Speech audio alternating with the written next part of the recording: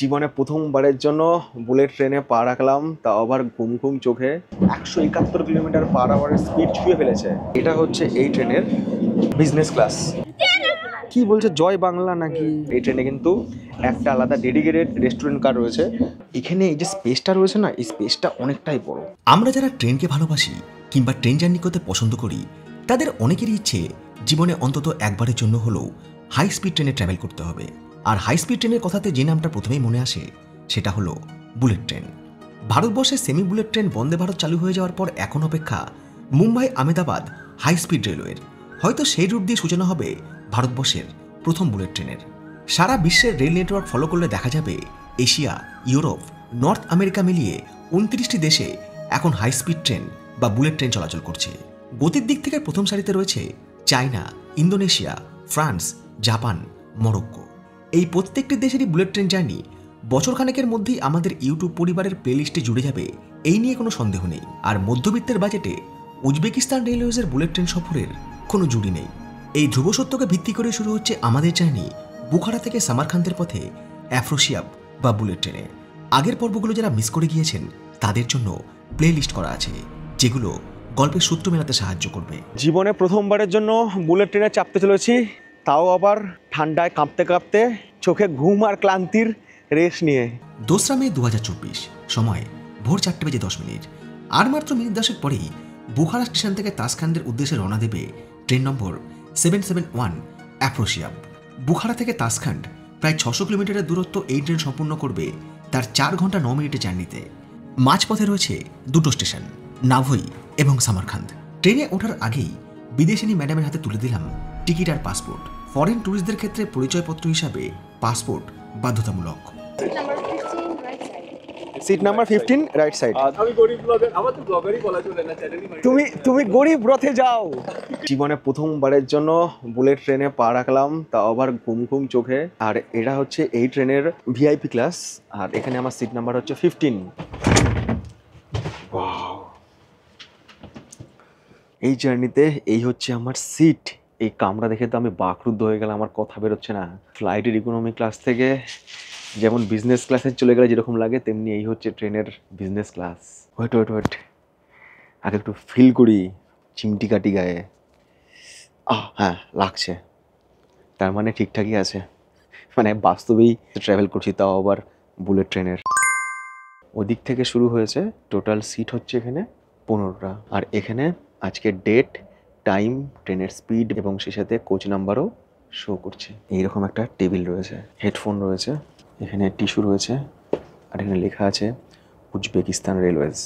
এইদিকে একটা বাটন আছে, এইটাকে প্রেস করলে সিট কখনো এরকমও করা যায়, আবার সিট এরকম করা যায়, মানে পছন্দ মতো মানে বা প্রয়োজন মতো কিন্তু সিটটাকে অ্যাডজাস্ট করা যায়। ওই যে ওখানে সিটের নিচে ওখানে চার্জিং পয়েন্ট রয়েছে। আর এই যে হেডফোনটা সঙ্গে দিয়েছে না, এইটা কোথায় প্লেস করতে হবে দেখাচ্ছি। এখানে ভলিউম বাটনও রয়েছে। 4:15 ট্রেনের দরজা বন্ধ। সকাল 4:15 নাগাদ আমাদের ট্রেনের দরজা বন্ধ হলো এবং ঠিক 4:20 আমাদের ট্রেন রওনা দিল বুখারা থেকে সামারখান্দের উদ্দেশ্যে।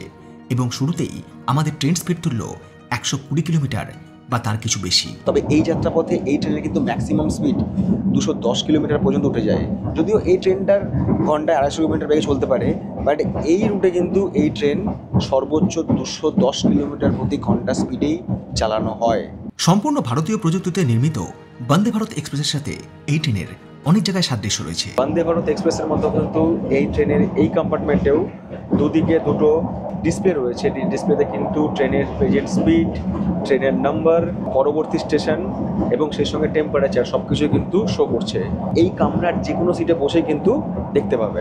আর উজবেকিস্তানের এই বুলেট ট্রেন কিন্তু বুখারা, সামারখান্দ আর তাসখান্দ এই 3টে জায়গার মধ্যে যাতায়াত করে। যেহেতু 3টে জায়গায় টুরিস্ট অ্যাট্রাকশন পয়েন্ট রয়েছে, সেহেতু কিন্তু এই ট্রেনটা এই রুটে বেশ জনপ্রিয়। আর এই ট্রেনটায় জার্নি করার জন্যই এত কাঠখড় পুড়িয়ে বুখারাতে এসেছিলাম। যে কাঠখড় পোড়ানোর গল্প এর আগের পর্বে আপনারা দেখে নিয়েছিলেন। বিভিন্ন দেশ থেকে বহু পর্যটক উজবেকিস্তানে আসে কম খরচে এই বুলেট ট্রেনে সফর করার জন্য। সেই সঙ্গে স্থানীয়রা তো রয়েছে। আপনারা যারা আগামী দিনে উজবেকিস্তানে আসছেন, বুলেট ট্রেনের টিকিট অবশ্যই আগে থেকে বুক করে আসবেন। ট্রেনে কিন্তু অনবোর্ড ওয়াইফাইও রয়েছে, চলো কানেক্ট করি। অনবোর্ড ওয়াইফাইয়ের মাধ্যমে প্রি লোডেড কিছু অ্যাপ্লিকেশন, মিউজিক, ভিডিওস, গেমস এইগুলো অ্যাক্সেস করা যায়। এবার চলুন জেনে নিই এই বুলেট ট্রেনের ভাড়া কত এবং মধ্যবিত্ত শ্রেণী সেটা অ্যাফোর্ড করতে পারবে কিনা। এই ট্রেনে কিন্তু 3 ধরনের শ্রেণী রয়েছে, ভিআইপি রয়েছে, ইকোনমি রয়েছে আর বিজনেস ক্লাস রয়েছে। ইকোনমির ভাড়া হচ্ছে 1,48,000 টাকা, বিজনেস ক্লাসের ভাড়া হচ্ছে 2,02,000 টাকা, ভিআইপি যেটা এই ট্রেনের সব থেকে দামি ক্লাস, যে ট্রেনে আমি ট্রাভেল করছি, তার ভাড়া হচ্ছে 2,58,000 টাকা পার পার্সন। আর এই ট্রেনের টিকিট কিন্তু আপনারা অফলাইনও করতে পারবেন, অর্থাৎ কাউন্টারে গিয়েও করতে পারবেন, আবার অনলাইনও করতে পারবেন, অ্যাপের মাধ্যমে করতে পারবেন। এবং মনে রাখবেন এই ট্রেনের টিকিট কাটার জন্য কিন্তু আপনার পাসপোর্ট নাম্বার প্রয়োজন। বুখারা থেকে সামারখান পর্যন্ত 243 কিলোমিটারের যাত্রাপথ আমাদের এই ট্রেন কভার করবে 1 ঘন্টা 43 মিনিটে। এই রুটে এই ট্রেন কিন্তু এখনো অবধি সর্বোচ্চ 171 কিলোমিটার পার আওয়ারের স্পিড ছুঁয়ে ফেলেছে, হাইয়েস্ট 176 পর্যন্ত উঠেছিল।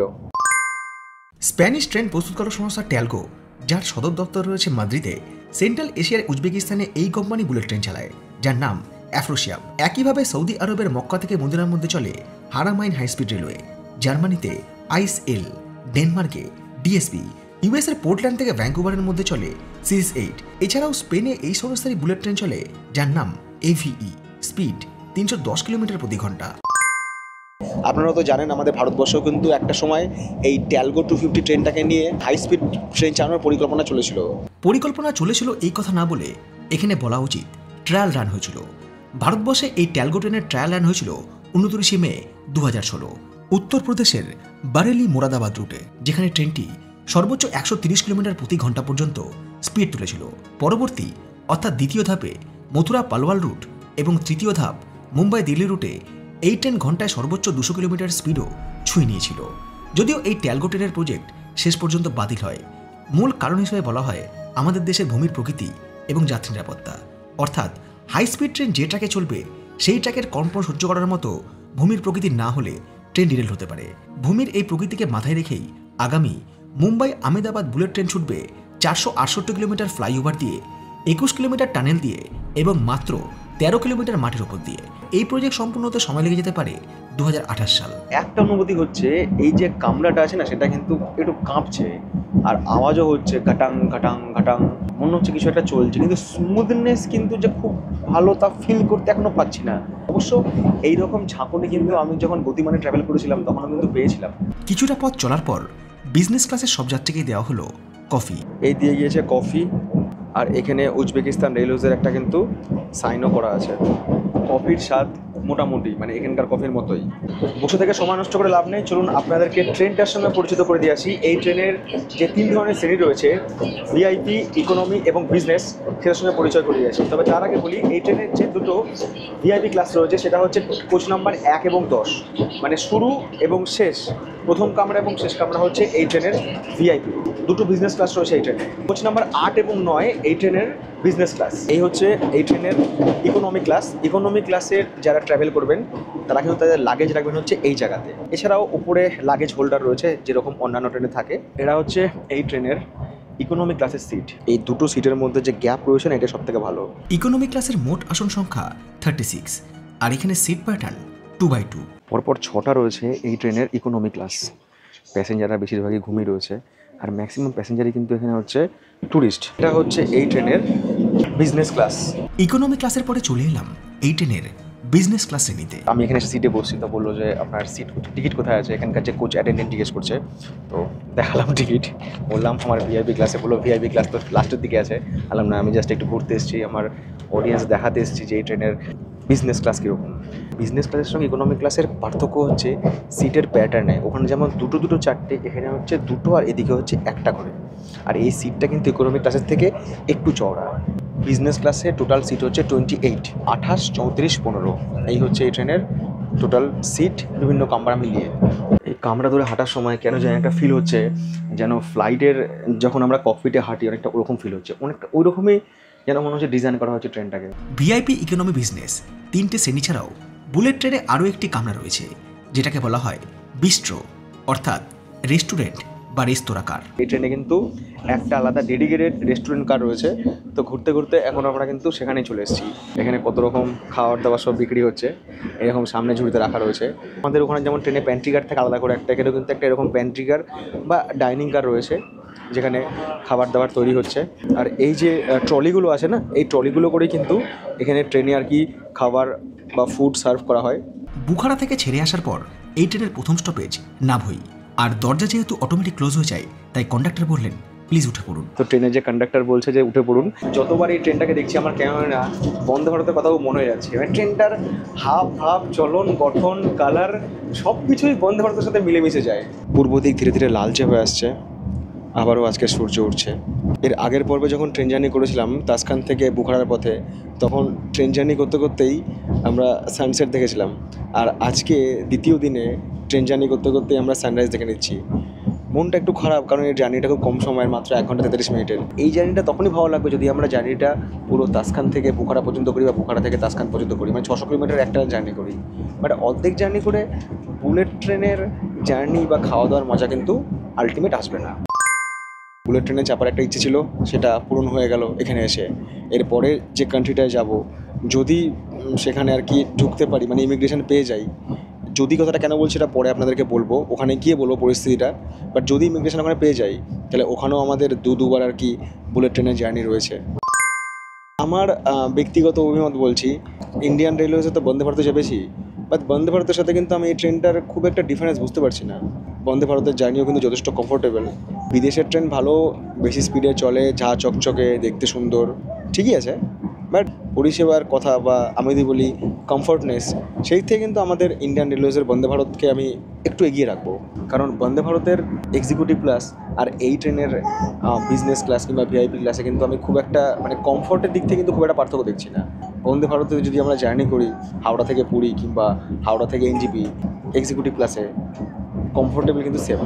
বন্দে ভারতের সব থেকে ভালো যে ফিচার, সেই ফিচার্সটা কিন্তু আমরা সেখানে সিট রোটেট করতে পারি। আমি এরকম করে বসে আছি, আমার মনে হলো যে আমি সিটটা ঘোরাবো, সিটটা ঘুরে একটু ওই দিকে দেখবো, যেটা আমরা বন্দে ভারতে দেখি, বিশেষ করে প্রাকৃতিক দৃশ্য দেখার জন্য। এই রুটটা তো অনেক সুন্দর, এর আগের পর্বে আপনারা দেখেছেন এই রুটে কিন্তু প্রাকৃতিক সৌন্দর্য সত্যি সুন্দর। বাট এখানে কিন্তু সিট রোটেট করার কোনো ফিচার্স নেই, সিট এরকম ফিক্সড, হয় সিট এগোবে না হলে সিট পিছোবে, কিন্তু সিটটা কিন্তু আমি ঘুরিয়ে কিছু করতে পারবো না।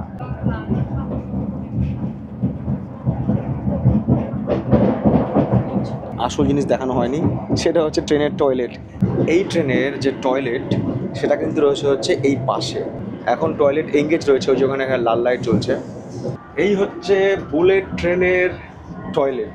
বন্দে ভারতের টয়লেটের থেকে একটু ছোট এটা। ফ্লাইটে জার্নি করার সময় যেরকম টয়লেট আমরা দেখি অনেকটা সেই প্যাটার্নের। এখানে তো লিকুইড হ্যান্ড সোপ রয়েছে, এখানে একটা ওয়েস্ট বিন রয়েছে, এদিকে টিস্যু রয়েছে, এখানে কোমোড রয়েছে, আর ওপরে কিন্তু ব্যাপক লাইট রয়েছে।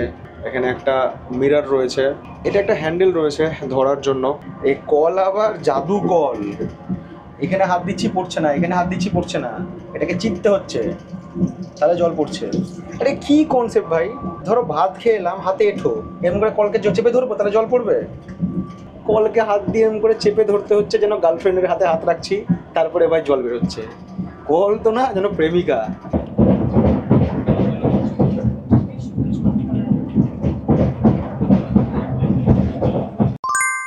ট্রেনে উঠলাম, ট্রেনে ওঠার পর এক কাপ কফি দিল, তারপরে কিন্তু আর কোনো কিছু খাবার দাবার কিছুই দেয়নি এখন অবধি, আর দেবে বলেও মনে হয় না, কারণ আমরা খুব তাড়াতাড়ি সামারখান পৌঁছে যাবো। ট্রেনের যে রেস্টুরেন্ট কার্ড আছে না, ওখান থেকে দেখছিলাম যে ওই ট্রলি করে কিন্তু খাবার সেল হচ্ছে এই ট্রেনের যে ইকোনমি ক্লাস আছে সেখানে। বাট ভিআইপি ক্লাসে কিন্তু এখন অবধি কেউ খাবার দাবার নিয়ে আসেনি। ভিআইপি ক্লাসের কি কনসেপ্ট এরকম, এখানে কি লোকজনের পেট আগে থেকে বড় থাকে নাকি, মানে এখানকার লোকের খাবার টাবার ইচ্ছা পায় না, মানে খেতে দিতে পায় না, কি জানি ভাই। শুনুন, ট্রেনে খাবার দিক চাই না দিক, আই ডোন্ট কেয়ার, বাট আজ যদি ট্রেনে মুড়ি না খাই তাহলে ভাই আমার ট্রেন ব্লগিং বৃথা। মুড়ি তো সঙ্গে ছিল, ওই মুড়ি আর চানাচুর, এই দিয়ে চলো ব্রেকফাস্ট করি। অ্যাটলিস্ট বুড়ো বয়সে নাতি নাতনিকে বলতে পারবো যে বুলেট ট্রেনে বসে মুড়ি খেয়েছি। এ নাতি নাতনির কথা বলতে বউ ফল লাগাইছে। হ্যালো, কেটে গেছে, ভালো হয়েছে। সব থেকে সুন্দর হচ্ছে এই দৃশ্যটা, সূর্য এই দিকে উঠছে আর তার যে রিফ্লেকশনটা এই গ্লাসে হচ্ছে, কি দারুণ লাগছে। মনে হচ্ছে যেন দুটো সূর্য উঠেছে, একটা উঠেছে ওই দিকে, একটা উঠেছে এই দিকে। আমাদের ইন্ডিয়ান রেলওয়ে যে ট্র্যাক আছে তাতে কিন্তু ট্রেন 200 কিলোমিটার্স না হলেও 180 কিলোমিটার্স পার আওয়ারে চালানো যায়, কিন্তু ওখানে সমস্যা হচ্ছে লেভেল ক্রসিং, এত লেভেল ক্রসিং, আর সেই সাথে হচ্ছে ফেন্সিং। রেলপথের দুপাশে কিন্তু সব জায়গায় ফেন্সিং নেই, কখনো মানুষ কখনো গবাদি পশু যখন তখন লাইনের উপর উঠে আসে। আর ইন্ডিয়ান রেলওয়েজ কিন্তু তুষ্ট দেয় হচ্ছে যাত্রী নিরাপত্তার ওপরে, সেফটির ওপরে। ট্রেন লেট হলে হোক, বাট যাত্রী সেফটি নিয়ে কোনো কম্প্রোমাইজ হবে না। তার জন্য কিন্তু এখনও আমাদের ওখানে ট্রেনের গতি 130।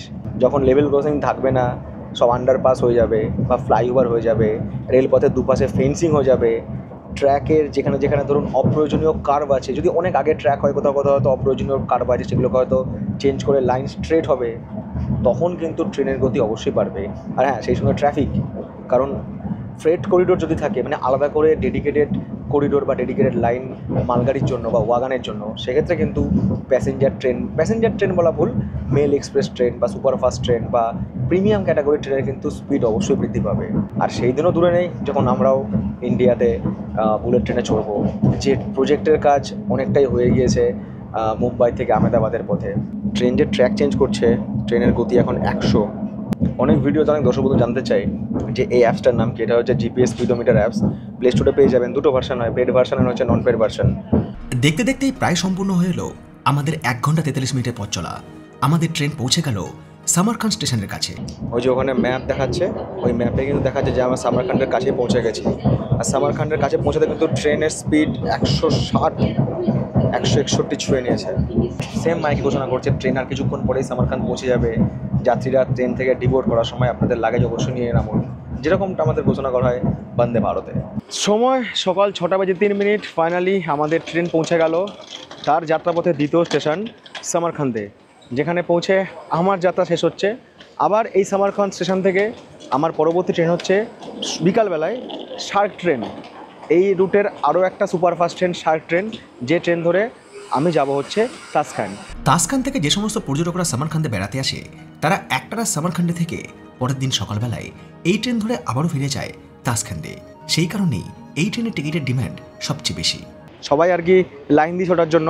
যাত্রী ভিড় কাটিয়ে আমি চলে এলাম প্ল্যাটফর্মের শেষ প্রান্তে, শেষবারের জন্য এই ট্রেনের সঙ্গে কিছুটা সময় কাটাতে। ট্রেনটা ছেড়ে না যাওয়া পর্যন্ত আমরা এখানে ওয়েট করছি। ট্রেনটা ছেড়ে যাবে, ট্রেনটাকে টাটা করব, তারপরে আমরা আমাদের গন্তব্যের পথে পাড়ি দেবো। ট্রেন এবার ছাড়ার জন্য প্রস্তুত সামারকান্দ থেকে তাসখান্দের পথে। মুখটা কেমন ছুচলো, অ্যারোডাইনামিক টাইপের। আর যারা টুরিস্ট তারা কিন্তু সবাই এই ট্রেনটার সঙ্গে ছবি তুলছে এখানে এসে। এই ট্রেনটা হচ্ছে এখানকার আকর্ষণ, মানে এই ট্রেনটার জন্য টুরিস্টরা আরও বেশি আসে। কি বলছে, জয় বাংলা নাকি?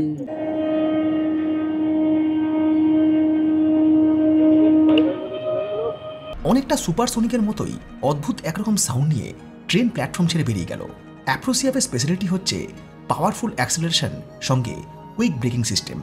লাইট ওয়েট এই ট্রেন যখন কার্ভ নেয় তখন স্পিড রিডিউস করার প্রয়োজনই হয় না। নির্মাণের প্রযুক্তি এই ট্রেনকে রেলটাকে গ্রিপে ধরে রাখে, ফলে ট্রেন ট্র্যাক ছেড়ে বেরিয়ে যায় না। এছাড়াও উন্নত প্রযুক্তির সিগন্যালিং ব্যবস্থার সঙ্গে রিমোট কমিউনিকেশন সিস্টেম এই ট্রেনকে রিয়েল টাইম অপারেট করতে সাহায্য করে। চলে গেল ট্রেন তাসখান্দের দিকে। চলুন আমরা এবার রওনা দিই আমাদের সামারকান্দের দিকে। এরপর পুরো একটা বেলা ঘুরে দেখেছিলাম ঐতিহাসিক শহর সামারকান্দ। ফিরে এসেছিলাম এই রুটের আরও একটা দুর্দান্ত ট্রেন শার্কে চড়ে। ফিরব সেই অভিজ্ঞতা নিয়ে খুব তাড়াতাড়ি পরবর্তী পর্বে। আজকের এই ছোট্ট পর্বটা তুলে রাখলাম বুলেট ট্রেন জার্নির সাক্ষী হিসেবে।